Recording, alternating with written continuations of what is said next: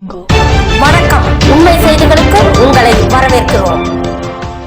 நெல்லை down மாதாங்கோவில் தெருவில் 5 தெரு சைவ வெள்ளாளர் சமுதாயத்திற்கு பாதிக்கப்பட்ட அருள்மிகு ஸ்ரீ கற்பக விநாயகர் கோவில், அருள் தரும் அன்னை ஸ்ரீ உச்சினிமாகாளி அம்மன் திருக்கோவில் 64வது கொடை விழா வெகு சிறப்பாக நடைபெற்றது. 22/4/2025 தேதியன்று காலை 8:30 மணியளவில் பால்குடம் வீதி வலம் வந்து மதியம் 11 மணியளவில் மகா அபிஷேகம், விசேட அலங்கார தீபாராதனையும் நடைபெற்றது. அன்று மாலை 3 மணி அளவில் பேட்டை ரோடு கம்பாநதி கரையிலிருந்து பூரண கும்பமும், அன்னை ஊழியன் ஆர் சேதுராமலிங்கம் அக்னி பூச்சட்டியுடன் விசேட மேளதாளங்களுடன் வீதி வலம் வந்து அம்மன் சன்னதி வந்து சேரும் நிகழ்ச்சி நடைபெற்றது. இரவு 9 மணி அளவில் பொங்கல் ஆராதனை நடைபெற்றது. இரவு 12 மணிக்கு அன்னம் படைப்பு ஆராதனை நடைபெற்றது. இதில் ஏராளமான பொதுமக்கள் கலந்து கொண்டனர். கலந்து கொண்ட அனைவருக்கும் பிரசாதம் வழங்கப்பட்டது. விழா ஏற்பாடுகளை திருக்கோவில் நிர்வாக குழு தலைவர், நெல்லை மாநகராட்சி மண்டல முன்னாள் சேர்மன் எஸ் பாலசுப்ரமணியன் பிள்ளை, செயலாளர் ஏ சுந்தரம் பிள்ளை, பொருளாளர் ஏ அரசப்பன், துணைத் தலைவர் எஸ் விஸ்வநாதன், துணை செயலாளர் எஸ் கணேசபெருமாள், கோவில் விழா குழு நிர்வாகிகள், வஉசி இரத்த தான கழக மாநில துணை செயலாளர் மற்றும் தலைவர் கே உலகநாதன், செயலாளர் எஸ் மீனாட்சி மூர்த்தி என்ற சங்கர், பொருளாளர் பி மீனாட்சிநாதன், துணைத் தலைவர் வி பி கார்த்திகேயன், துணை செயலாளர் எஸ் அருணாச்சலம் மற்றும் நிர்வாகிகள் மற்றும் பலர் செய்திருந்தார்கள்.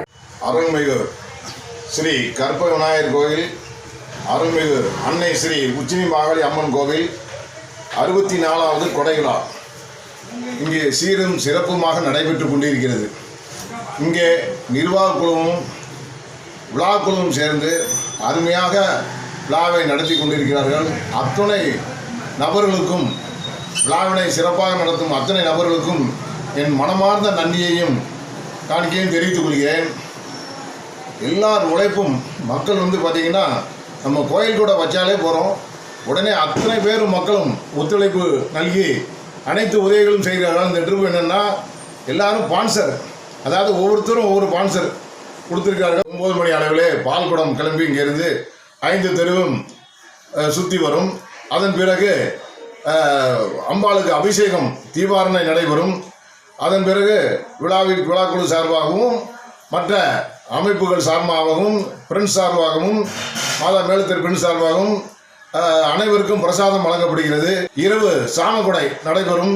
அப்படி ஒவ்வொரு நாள் இதுலேருந்து இன்னைக்கு செவ்வாய்க்கிழமையிலேருந்து பார்த்தீங்கன்னா அப்படி ஒவ்வொரு நாளும் ஒவ்வொரு கட்டளை நடந்துக்கிட்டே இருக்கும். நாளையிலேருந்து கிட்டத்தட்ட 8ஆம் பூசை வரைக்கும் நடக்கும்.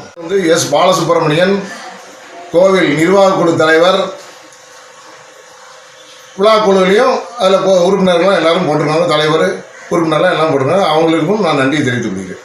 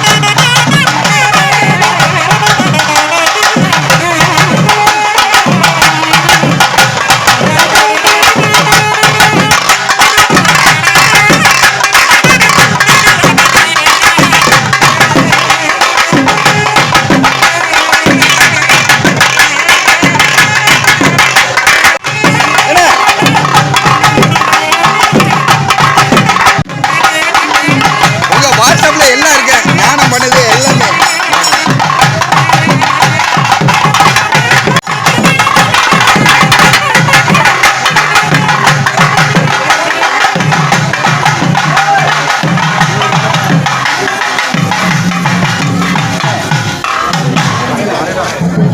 தேங்க்ஸ் ஃபார் வாட்சிங் உண்மை செய்திகள். நெல்லை செய்திகளை உடனுக்குடன் தெரிந்து கொள்ள சேனலை சப்ஸ்கிரைப் பண்ணுங்க, லைக் பண்ணுங்க, ஷேர் பண்ணுங்க.